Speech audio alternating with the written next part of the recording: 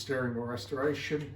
Here we have a Torbot Lago wheel, French steering wheel, sprung spokes, came in with considerable damage at each end of the spoke where the wheel was flexing so much it pushed the plastic off the ends of the spokes. It was built as a flexible wheel, a little bit ill-conceived, with rivets holding the each end of these sprung spokes, but they did flex too much and the plastic did break.